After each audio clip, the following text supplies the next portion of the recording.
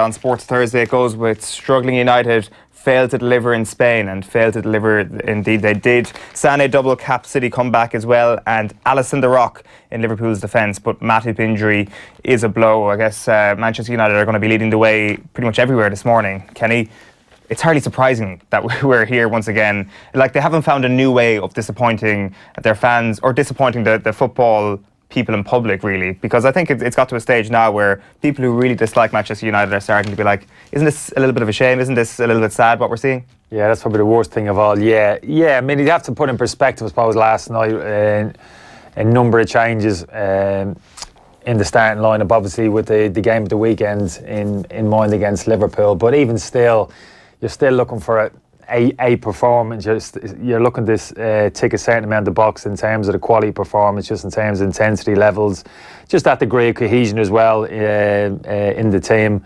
It wasn't quite there last night. They kind of laboured a little. There was probably a typical Manchester United performance of late. It's a little bit slow pace, moving the ball a little bit too slowly, not really hurting the opposition too much in behind, and looking a little bit frail at times defensively. Valencia played really well, that set down. Good side, really sharp, good football inside technically. A lot of pace in the team. Really enjoyed watching them play, but the better team won. Although I would suggest the substitutions Marino made late on, Rashford and Lingard, obviously holding them back for the weekend. They gave United a different dimension when they came on. They linked up pretty well. Pogba became more involved with those type of players and actually carried a real threat for the last maybe 10-15 minutes of the game, Manchester United, which kind of augurs reasonably well for the weekend. The introduction of Rashford, Lingard, I would imagine potentially, and Martial as well. And off the back of Pogba's performance, Marino was talking about maybe Pogba needing a performance and put himself back into the team the weekend. I don't think he would have been too happy to hear those comments. No. Paul Pogba thinks he has to prove himself to anybody, but for me, I'd love to see him back into the team with those players I've mentioned, and for me, that gives them a real. A dangerous team. As disappointing as they have, and as erratic as their performances have been, the attacking threat which they can put on the pitch, they are still a very dangerous team, and Liverpool still have to be wary of them the weekend. Yeah, there's no question about that. It's a couple of rugby stories in our next couple of back pages. We'll start with the Times Ireland edition saying the All Blacks approached Schmidt. So this is news that emerged yesterday that New Zealand confirmed that the Ireland coach turned down an offer to join Hansen's staff last year. So he would have gone in with Steve Hansen had he accepted the job offer in 2017. And I guess if Hansen, which we'll know in the next couple of days, if he decides to leave the All Blacks, we would have then been in a situation where it would have been Joe Schmidt versus Ian Foster for the top job at the All Blacks. Joe Schmidt yesterday speaking at the Phillips Manager of the Year Awards, also as we can see on the front of the Irish Examiner sports section, saying never say never. Schmidt on leaving Ireland and why 2020 will be all about family. The never say never comment is in relation to his coaching future, that he's spoken about the next 11 months, that they're big for his coaching future. Then he's going to take obviously some time out of the game, but it does seem from his quotes yesterday that he would return to management at some point, and coaching at some point, I should say. Phillips Manager of the Year yesterday, Kenny, he's probably a deserving winner. I know from a footballing perspective, I'm not sure who you're looking at. Stephen Kenny perhaps was probably the footballing manager of the year. It's hard to look beyond Schmidt though, isn't it, given the year rugby had? Yeah, even somebody from a non-rugby background as I am, although I have a healthy interest in the rugby, particularly the Irish team. Yeah, it's phenomenal what he's achieved, what the team and the management staff have done over the past couple of years. Yeah, I've been hugely impressed by him, even in terms of his decision at the moment, in terms of stepping away. Some people, there's always that argument, we see it in football, managers who announce when they're stepping away. It's always a mistake. Players lose their focus. Can you really... are players really hanging on your every word once they know you're out the door in a year's time? I don't think that's not the case. I suppose it helps that there's a World Cup at the end of it as well, that the players have that focus rather than, Yeah, exactly. And I think in some ways, you could argue the opposite. I think obviously, I'm guessing there's a close connection. There's certainly a healthy respect from a professional point of view between the Irish rugby players and the coaches, having Schmidt in particular. And I think in some respects, this will really focus them on the fact he is going to step away, and there'll be real kind of determination amongst the players to finish this thing, because it's pretty special what they've achieved as a group over the past couple of years to really finish it on a high. And even him putting it out there that he's stepping away, you've mentioned about the All Blacks, I'm sure that's not his intention, but he's literally indirectly putting it out there. Look, I'm going to be available. Yeah, I'm stepping down after World Cup, but very quickly after that, he's talking about family time, but he could be talking 6 weeks. Yeah, Mauritius there, and then boom, he's ready to go. So he's literally putting it out there. Predominantly, I would imagine the All Blacks, like you suggested, that look, I'm here. come and get me. Let's get something in place for after the World Cup. It is going to be very interesting to see what does happen next year. And as I say, the Steve Hansen decision in the next couple of days might have a domino effect on all of that. It's a perfume ad on the back of the Irish Independent, but if you go inside, a couple of the talking points, Neil Francis saying Munster will win nothing without Carberry for the big game, so he's not buying the idea that JJ Hanrahan can steer Munster to glory. And Chris Bascombe, his analysis saying Allison already proving his potential to match the greatest stoppers to play for Liverpool. High praise indeed coming in for Alison Becker this week. Kenny, are you buying it? A lot of the Liverpool fans this week are now saying, sit down, David De Gea, Allison is the best goalkeeper in the Premier League. If you're judging it off the back of maybe the last couple of months, I think there's an argument there. He started the season really well, Alisson. A couple of small individual mistakes, but I wouldn't overly worry too much about that. Very decisive, very confident, very comfortable with the ball at his feet. Good shot stopper. A lot of things we would expect, paying that amount for a goalkeeper. But he has done. You're never quite sure, I don't think, Owen, in terms of keeper, any type of outfield player coming in from abroad, particularly into the Premiership. Players can have problems in terms of settling in. You're looking for Fabinho in particular, money spent on him. Even Fred at United struggling to find their form. So a goalkeeper even more so, being in a position to pitch where you're most exposed. But he's done really well, and that save the other evening. Actually, I don't think I didn't think it was a world-class save. It was a good save. He did all he had to do. He got out quick, he shut down the space, and he made himself as big as possible. And basically when you do it as a keeper, you're crossing your fingers and just hoping the ball hits you. And that's exactly what it did. But it was a key save, a huge moment. Well, Liverpool's season and his career personally. Yeah, definitely. The back of the Racing Post this morning says the price is right. There's value to be had in lopsided Ali Pali draw. Apparently, it starts tonight. It's the World Darts Championship, the PDC World Darts Championship. The PDC. PDC, yeah, not PVC. Maybe PVC will come on board as a sponsor some other time. But they have another sponsor at the moment. The BDO, the leg side, doesn't start for a few weeks. Ali Pali? Where? I've heard of. It's somewhere in London. That's as far. I've never been basically, there, but in the UK. I do want to go to Ali Pali now because there's one statistic that's doing the rounds this morning, Kenny, which has absolutely blown me away. So throughout the duration of the PDC World Darts Championship at Alexandra Palace, right? Can you guess how many pints will be drank? Oh my! How big is the venue? How many does it hold? People. You're really putting me on the spot. I can do the maths because I'm not bad at basic maths. I can usually. I'm not so bad with. Well, if you tell me that you can get 5,000 people in there. But like when you say basic maths, what's the actual? Well, I'm saying during the course of it, I've never attended one of these darts things, but the lads can obviously they can put it away, can't they? The darts are bars. They certainly can. I would have thought an average you're looking at maybe about, I'd say, 10 points for every person there during the course of a darts match, and that's per day. Over the course of a tournament, it's ridiculous. You're got to be talking like the hundreds of thousands. Give me a number. I used in the history of the event. No. Just this year's tournament. Oh, this year's tournament. So we'll go on for 10 days, take a break for Christmas for 2 or 3 days. Gone on for 10 days. And then come back until New Year's Day. So got about 20 days. It could really help me. If you give me the attendance, if you give me what the place actually holds there, I could give you it's sizable enough. I'd say about 50,000. I go 500,000. 500 points. You're 50% correct. 1 million pints. 1 million points will be served between now, and that's only pints of beer, ale, and cider. I'm sure there's pints of vodka being drank as well. That's just the women. Exactly. That is the Racing Post. There is a PDC World Darts Championship preview special inside the Racing Post, if that floats your boat this morning. We'll move on to the Guardian. The back page says Sky falls in. Defined Froome pledges team will survive as sponsor quits, but the main picture there is of Manchester United and a fairly dejected looking Sergio Romero and Phil Jones after his own goal. Phil Jones tends to do. I think he's scored 4 own goals for Manchester United and 5 goals for Manchester United. People in glass houses, I've got to be careful here what I say. I've got a list as long as my arm here in terms of own goals in the course of my career. It is an unfair metric to judge somebody by. It's not it's horrible. I think funny enough, I remember the stat. I don't want to drop people, but Richard Dunn was constantly, when Richard played, was constantly thrown out on the TV. I noticed in terms of Richard probably scored quite a lot of own goals in comparison to he might actually be the record holder. I don't want to hang him out here, but of course Richard's the outstanding defender, one of the outstanding defenders of his generation. You know what I mean? So it doesn't, people might we scored a load of OGs. Carragher scored a load of OGs as well. Yeah, exactly. So. I wouldn't worry about it too much. You could. it's an interesting argument. You know, what's the reason behind it in terms of the quality team that you may be playing with at times, the amount of defending that you have to do. As a centre half, you're always in that area of the pitch.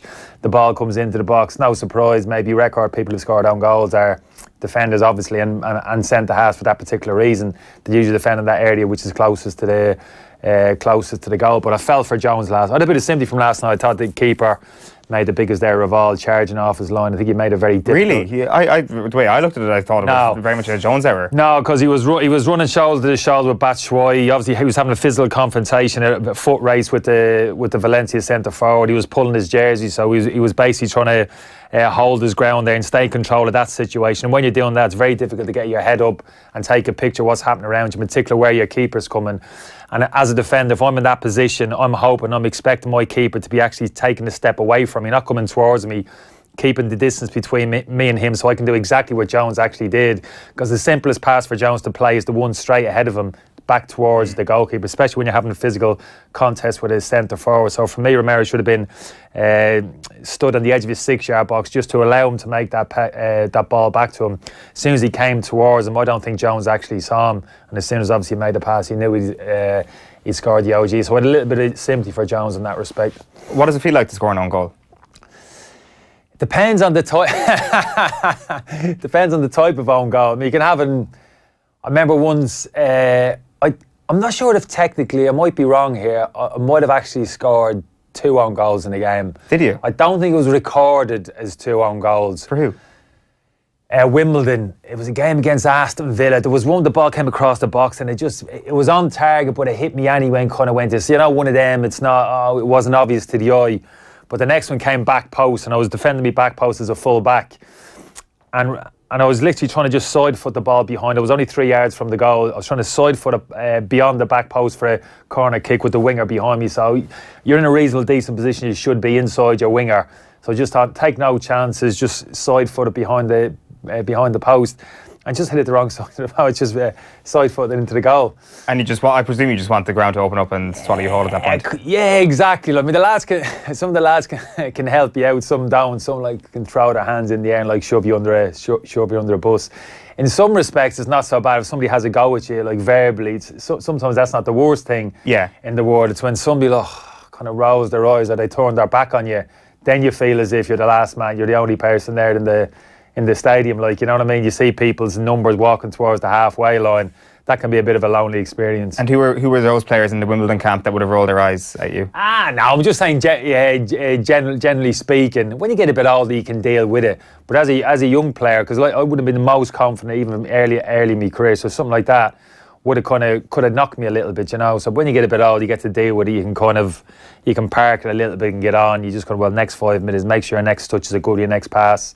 You find one of your teammates, your next tackle, your next hand, you build your confidence a little bit again. That's just experience. But I can't knock you, certainly as a young player. But it's true, isn't it? It's it depends on the people around you and the manager you have. You look at someone like Kyle Walker-Peters the other night getting absolutely roasted by Dembele for that goal. If that was in another era with a harsher management and harsher teammates, that could be the sort of thing that could crush a guy. Whereas you'd assume Pochettino, he gave him a big hug when he came off. He did, yeah. But I wouldn't, like I said to you, I wouldn't mind somebody verbally. Rather, if someone would come over to me and throw their arm over me and giving it, I'd find that a bit more. I'd be a bit more embarrassed by that. Somebody making a big, you don't worry about, get your head up. That probably says more about you though than. Possibly so. Yeah, but I'd rather somebody come with a heavy hand a little bit. You know what I mean? Particularly as I got a bit older, I'd no problem with that. Come on, Kevin, you're better than that. That's rubbish. Concentration, Yeah, I'm with you there. Rather than the kind of proper loving, you know what I mean, in the 6-yard box. Not for you. Can't be doing any of that, no. Back page of the Herald this morning is it's do or die for the boys in Europe. Griffith steps aside ahead of showdown. And you've also got a picture there of Paul Pogba grimacing as Valencia beat Manchester United 2-1 in the Mestalla last night.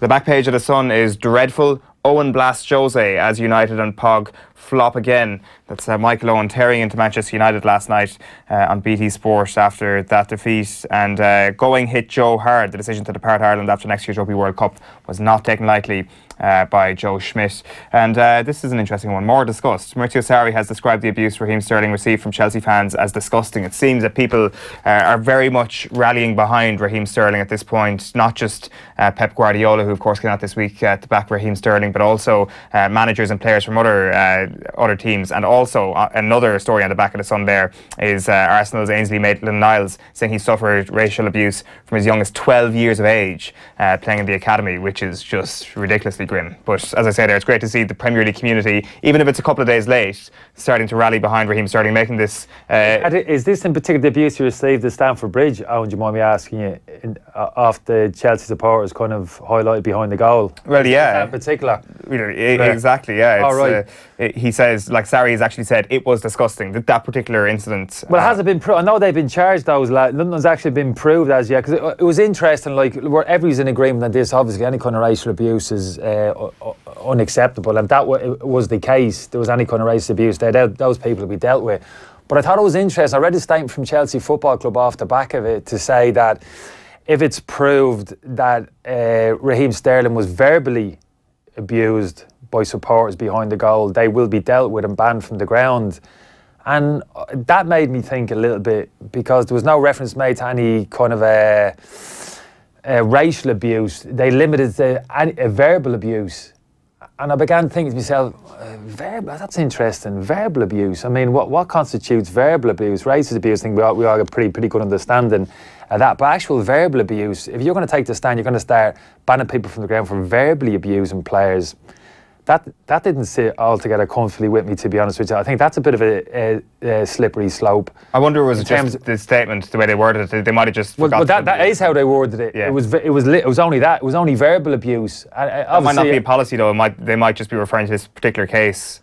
That hopefully that is the case. But I just hope off the back of that. I mean, you know what I mean. We go down the road while you know people shouting at players on the pitch and saying things you wouldn't necessarily like. Once you start going out race abuse, we all agree with that. But verbal abuse, and we've all seen, bloody hell, you're rubbish. Go on, get rah rah rah. You know what I mean? I think that'd be a slippery slope. I'd be a little bit concerned by that. Yeah, well, there's a clear line between them, isn't it?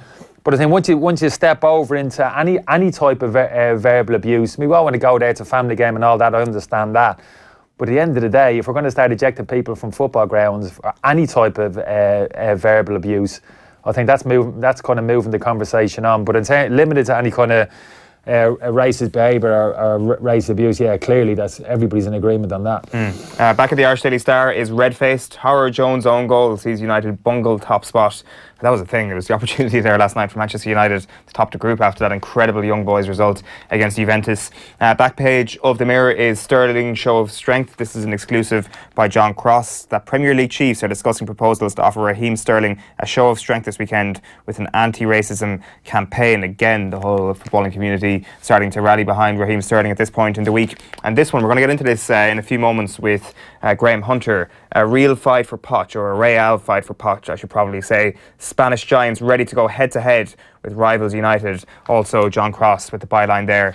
We'll talk to Graham about that as to who's better poised to actually get Maurizio Pochettino. Who does Real Madrid actually want? Could they potentially want Jose Mourinho? Come get me, says the back of the Irish Daily Mail. Schmidt opens door to an offer from the All Blacks, says Hugh Farrelly. So this is obviously going to be beyond his year out from the game, and he says that the door is very much still open for him to go back into coaching.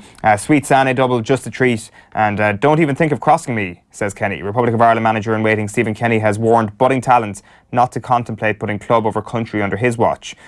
So that's an interesting take. That was one of the big stories actually this week in terms of young Irish talent. Troy Parrott scoring for the Spurs youth against Barcelona midweek.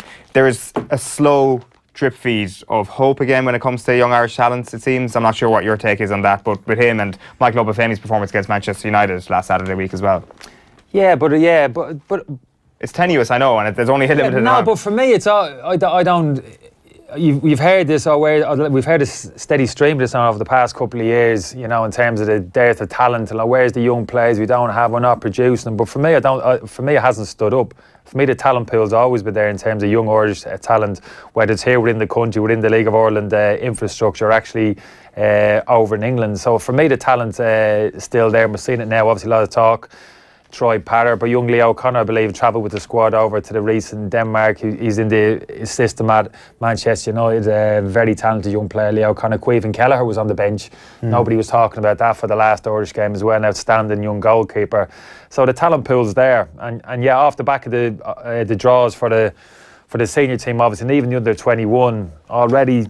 I'm hoping the excitement levels are building a little bit going forward. It's just a shame we have to wait such a long time, the end of March, for those games to begin. But yeah, but at least a little positivity around the place. People talking about the national setup, the senior team, the under 21, in a more positive frame of mind, rather than what seemed to be the constant talking down of our players in terms of the talent pool available to us, the individual qualities of players, the level they were playing at, the players that we hadn't got any more available to us.